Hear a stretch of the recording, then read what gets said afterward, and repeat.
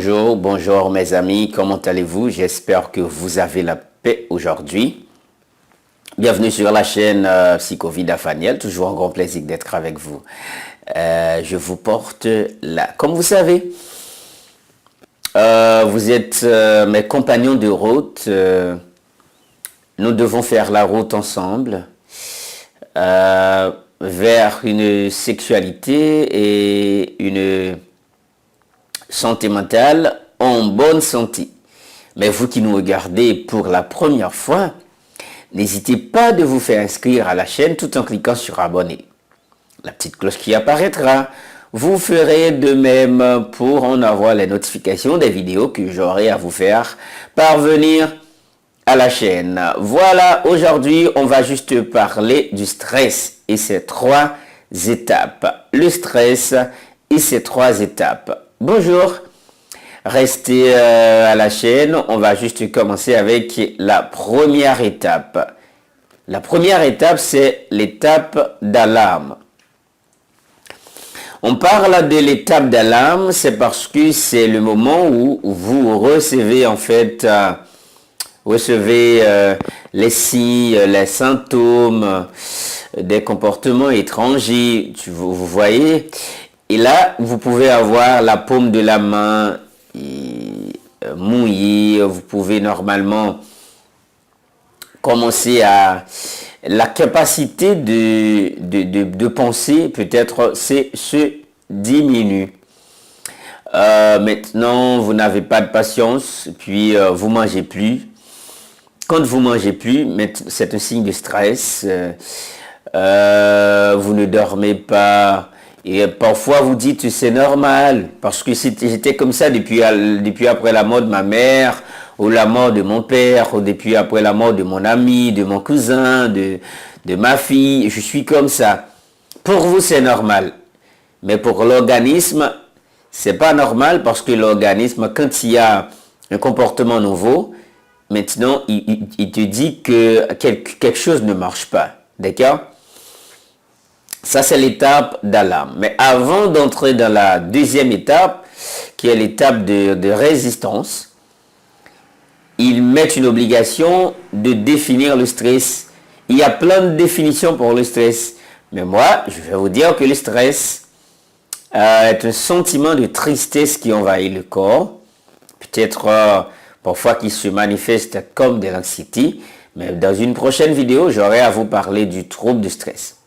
Où le stress fait partie de quelle catégorie? Parce qu'il y a le trouble d'anxiété, on va vous parler des troubles neurotiques, après on vous parlera des troubles schizophréniques, pour ne pas dire psychotiques.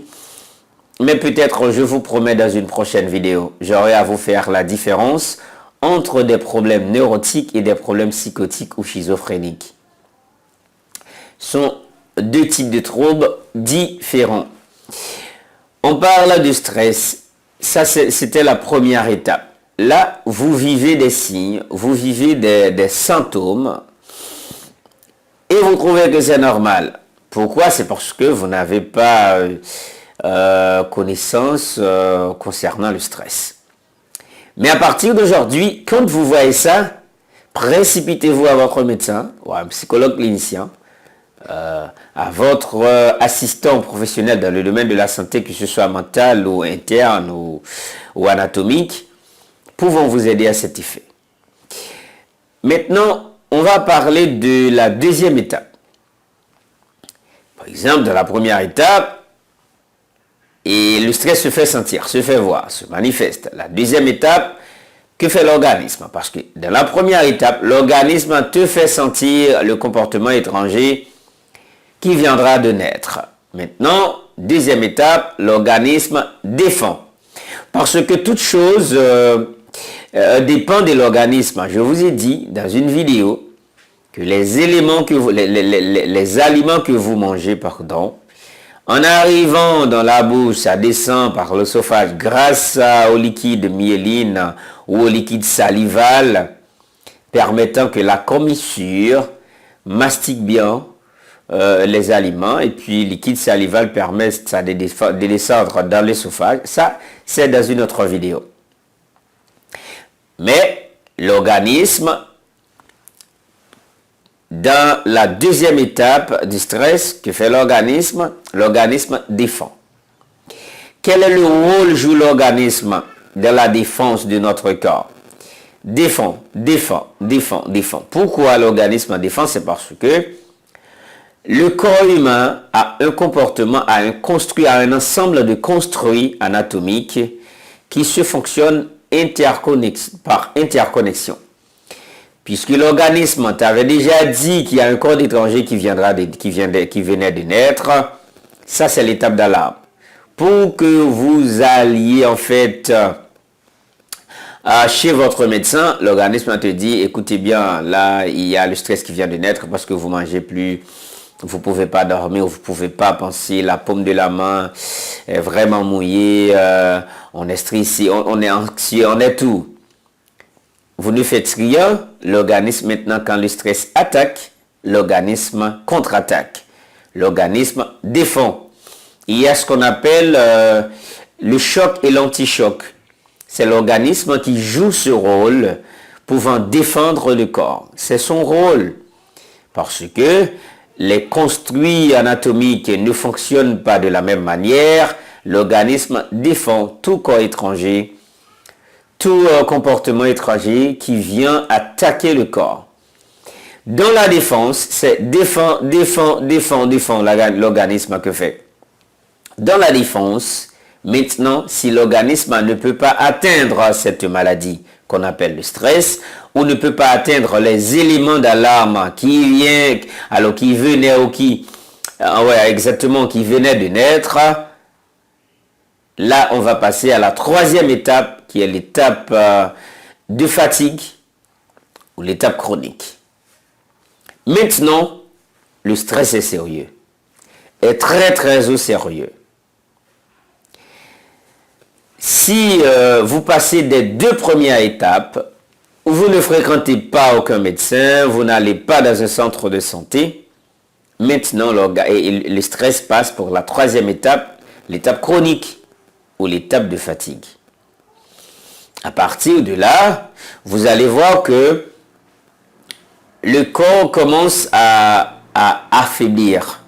Le corps commence à détenir. Pourquoi? C'est parce que le pouvoir que possède l'organisme pour défendre le corps, l'organisme vous a aidé en fait de défendre jusqu'à la deuxième étape de résistance, juste pour que vous ayez du temps pour aller à l'hôpital, pour que vous ayez du temps pour consulter votre médecin.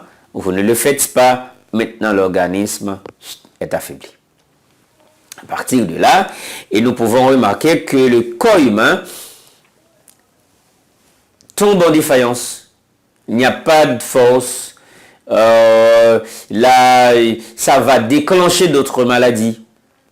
C'est le stress. Une maladie très très très dangereuse que le corps va déclencher, peut-être la majeure partie des patients qui souffrent du stress ou qui souffrent de l'AVC, de la démence sénile, de la dépression majeure, c'est à cause du stress. Parce que le stress, c'est un élément déclencheur. Par exemple, qui vous dit, non, écoutez bien, AVC avant que vous arriviez, voilà ce que je vais faire. Moi, je vais essayer d'attaquer ce patient ou cette patiente juste pour voir à quel état il est. Et s'il n'a pas la capacité de me déteindre, de me en fait détenir, pardon, et à partir de là, tu viens. Et l'AVC, l'accident vasculaire cérébral. Peut-être, je vais vous expliquer l'un des phénomènes de l'AVC ou qui occasionne l'AVC. L'accident vasculaire cérébral. Le schéma du stress, ou en fait le schéma qui occasionne le stress est le suivant. Par exemple, vous avez les deux reins. Vous avez en fait un cœur. Le cœur a deux tubes. Un tube de purification, un tube de distribution. Le rein aussi comporte des deux entrées. Une entrée, pour ne pas dire pour la purification du son, et l'autre entrée, c'est pour la propagation du son. Je vous rappelle, ce sont les reins qui purifient le son. Et le son, par des milliers de fibres qu'on appelle néphrons, on purifie le sang. Après que le sang être purifié, les néphrons permettent aux reins de pouvoir distribuer le sang. Quoique tout, le cœur, en fait, purifie une deuxième fois le sang, ou pour ne pas dire filtrer. Et à partir de là, il y a un schéma qui se fait vers la connexion du cerveau par le moyen de la moelle épinière avec toutes les autres parties du corps. La moelle épinière se considère comme une avenue. Quand on parle de l'avenue de la colonne vertébrale, ça veut dire c'est un schéma. C'est une route. Le son dans le cœur, quand le cœur se palpite comme ça c'est la distribution du son. Mais quand le cœur bat vite, c'est parce qu'il y a un signal de stress. Que fait le stress? Le stress agite le cœur. Le cœur commence à battre plus vite. Plus que le cœur bat vite, le son monte avec vitesse dans le cerveau. Quand le son arrive dans le cerveau, maintenant les fibres neuronales purifient le sang. Écoutez bien, le cœur a déjà purifié le sang pour monter dans le cerveau, mais le cerveau aussi peut définir la quantité du son et la valeur du son, la bonté du son qu'il en a besoin. Il y a une quantité de son qui monte dans le cerveau, passe par les schémas et puis redescend dans le cœur. Le cerveau alimente du son. Maintenant, pour qu'il y ait de l'AVC, quand on est stressé, on arrive dans la troisième étape, l'étape de fatigue ou en fait chronique. Le cœur agite très très vite, extrêmement vite. Le sang arrive trop vite dans le cerveau. Et quand le sang arrive trop vite dans le cerveau en fait étonne. Le cerveau commence à déprogrammer. C'est pas une déprogrammation pour craquer en fait le fonctionnement du cerveau, mais le cerveau commence à déprogrammer. Avec cette déprogrammation, maintenant le sang arrive dans le cerveau, le sang ne descend pas. Il y aura un caillot de son qui reste dans le cerveau.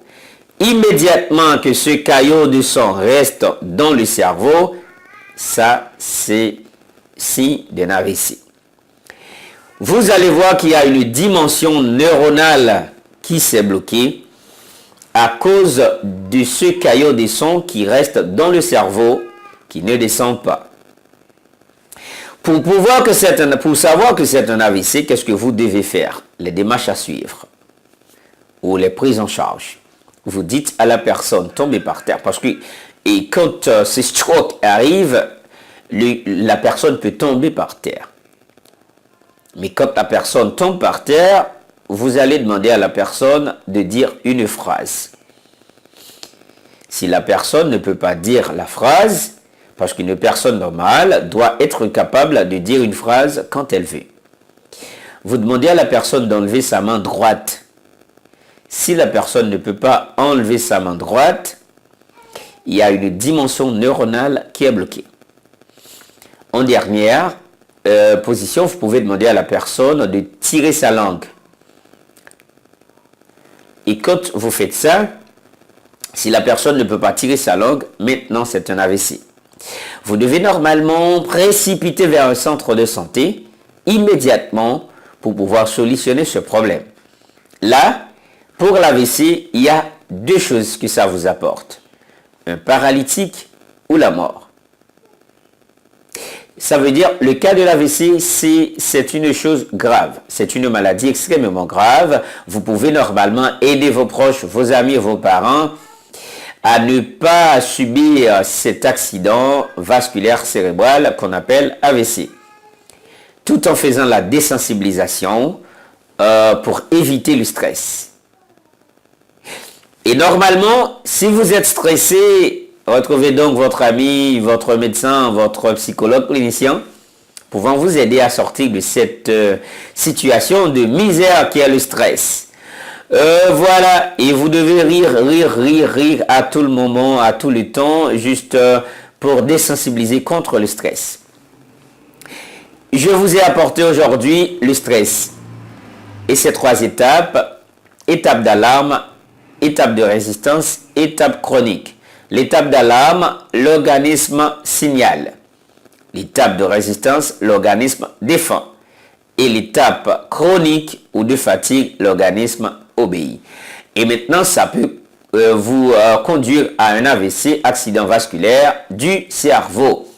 C'était tout pour aujourd'hui. Je pense que ma vidéo vous a plu. C'était Faniel, Psychovida, une tasse de santé mentale. Si vous aimez, tant mieux déjà. N'oubliez pas de partager cette vidéo à tous vos amis et à tous vos proches pour que votre santé mentale et sexuelle soit toujours fort. Main dans la main, le monde continue pour une vraie vie sexuelle et mentale active.